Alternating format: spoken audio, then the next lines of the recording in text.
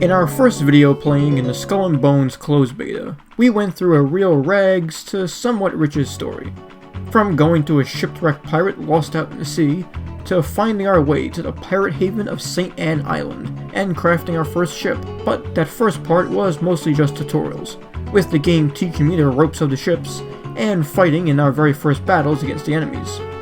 Now it was time to become a true pirate, and report plundering as our main source of income to the IRS. Our arrival to St. Anne after completing our first mission is met with some cheers from the dock's unemployed friends, before I head further into the island and report our success to the island's blacksmith, who originally gave me the quest to begin with. After speaking to the blacksmith and handing in that quest, he gives me a new one, to board enemy ships and find them on the high seas. Having received his new quest to board enemy vessels, which I did with some varying degrees of success, I check out some new weapons that he has for sale, and craft the first tier of the new weapon that I can add to my ship, the Bombard.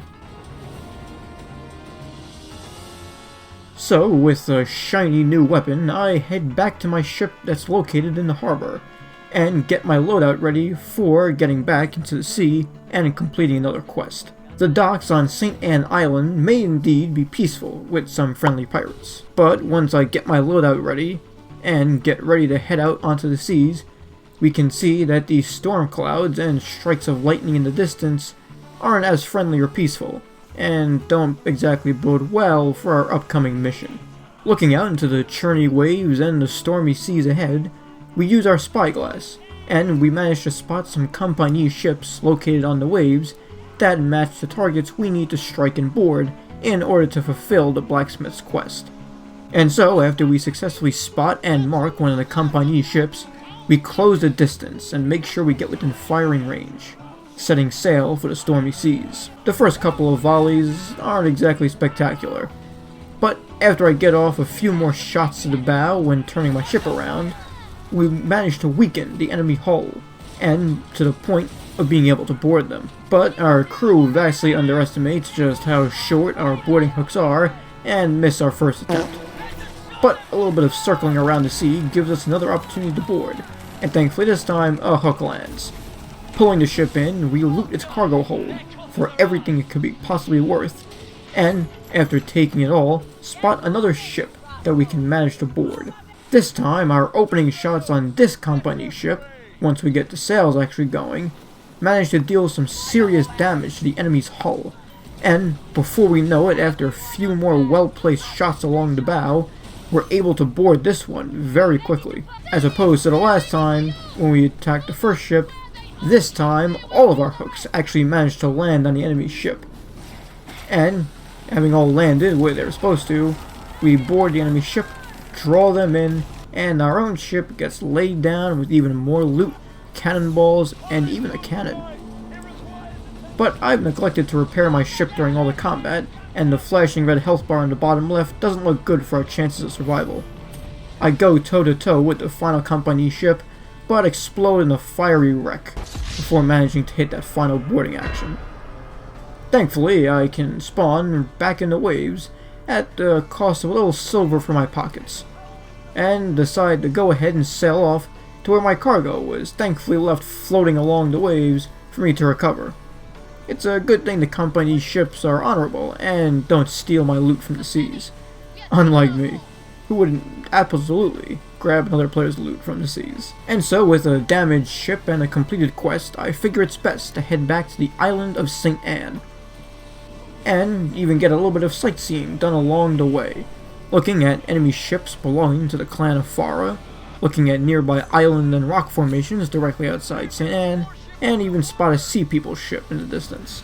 Heading into the docks of St. Anne and lowering my sails, it seems that news of my fiery crash doesn't reach the blacksmith, as he congratulates for not cowering from battle.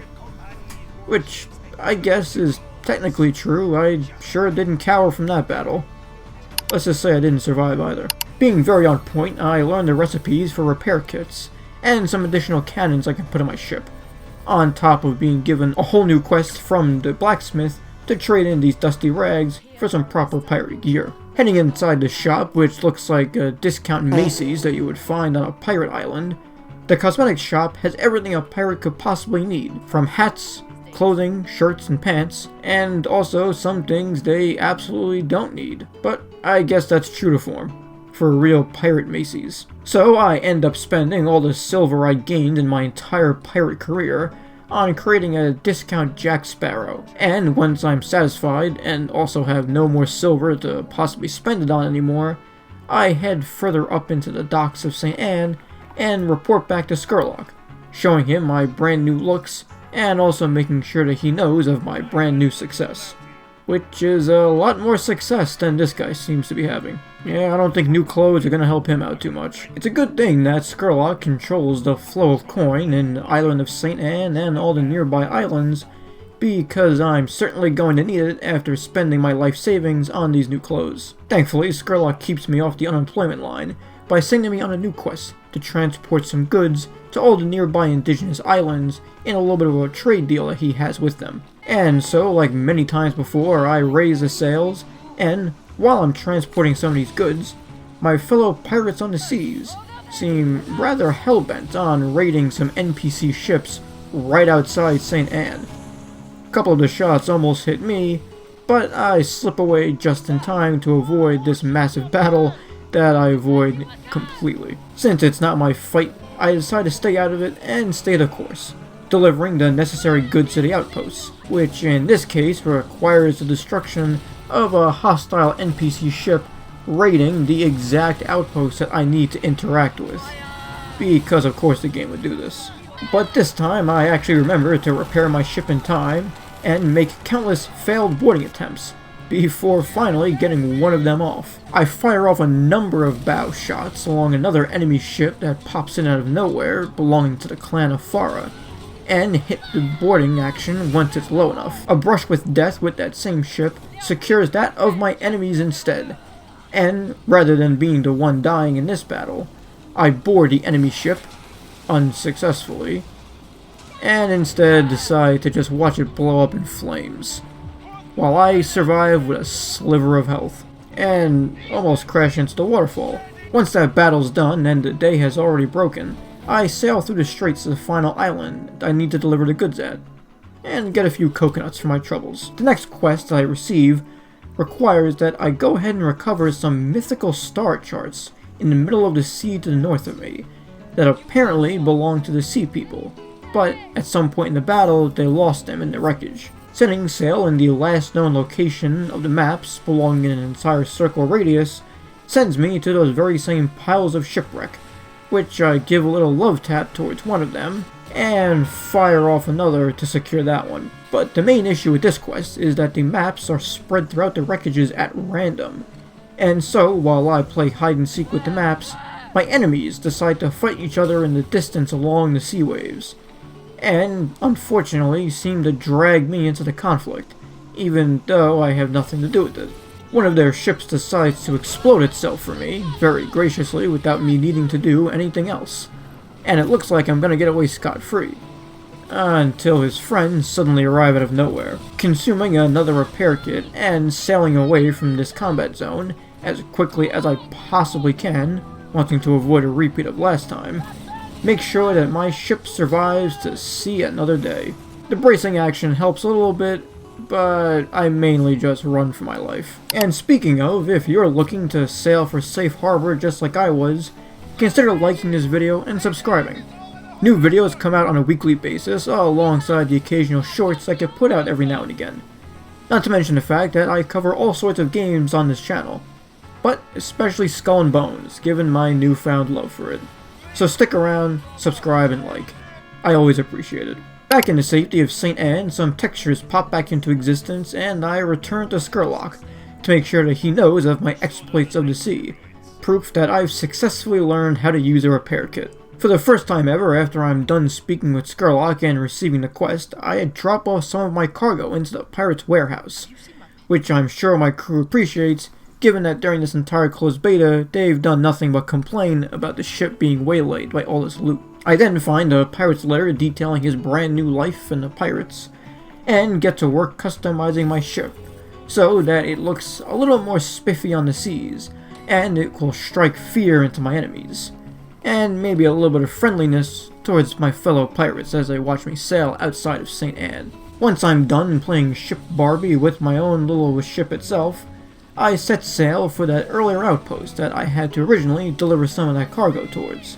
But while I'm sailing the shores and watching flamingos walk by, or should I say fly by, I notice that a fellow pirate runs out of his luck and falls prey to the enemy fire ships that I almost did myself just a few moments prior. Unlike him, I count my lucky sails and sail right past to my intended quest that's on an undiscovered island. With the island being called Sacred Tree, I find a letter attached to a pole that's really sparkly for some reason, and find out that this island was supposedly made for peace between the different warring factions of the Sea People and the clan of Farah that we occasionally see fighting one another on the waves. Going further up into this sacred, peaceful island, I discover a merchant who's selling some goods that I hope to buy here, and then return to maybe St. Anne or another island to profit on elsewhere. Just like a true pirate, I go through even deeper water and lakes, and discover what in this game is called a pirate's bonfire. Setting it ablaze gives my crew a stamina boost for the next 20 minutes while I'm sailing, which should help in combination with the brand new furniture I'm able to equip onto my ship that I found earlier, making my cannons deal more damage against enemy vessels. Which is certainly a benefit I'm going to need the more quests I take for Skurlock, as I highly doubt he'll be engaging in peaceful trade transactions on these waters. A quick refit of my ship later, and I set sail from this sacred island and head further back towards St. Anne, crossing the same straits as earlier and passing that same settlement. Except this time, unlike last time, there's another unlucky and friendly pirate who is engaging in a little bit of combat action near the outpost. Meanwhile, the outpost itself is casually flaming. I look away for 2 minutes and everyone's flaming. Nice. Apparently this pirate must have 2 eye patches on and can't see where they're sailing, as he makes a direct hit right onto me, and he sends off a few cannonballs as if it's my fault that this happened. Coming out of the straits and into the open oceans near St. Anne, I discover more sea combat with the Sea People, and it's a pretty good reminder that you shouldn't bring spears to a gunfight, especially when that gunfight involves a pirate ship that has a near endless amount of cannons. But I won't turn down a gift and make my own ship's hold even fatter with some more loot that I take from this Sea People's vessel. And it's at this point in the beta that I find myself sailing around for fun without really needing much direction, collecting resources on the shoreline, and every now and again coming into close contact with some enemies. Trees get felled, the waves continue to get sailed upon by my ship, and a few spears get thrown at me. But overall, there's no actual threat being made to my ship at all. And my expert sailing, despite the fact that a little bit of seawater may be coming aboard, makes sure I avoid any actual conflict with the NPC enemy ships, and narrowly avoiding combat with other ships before landing back again at St. Anne to receive more missions from Skurlock.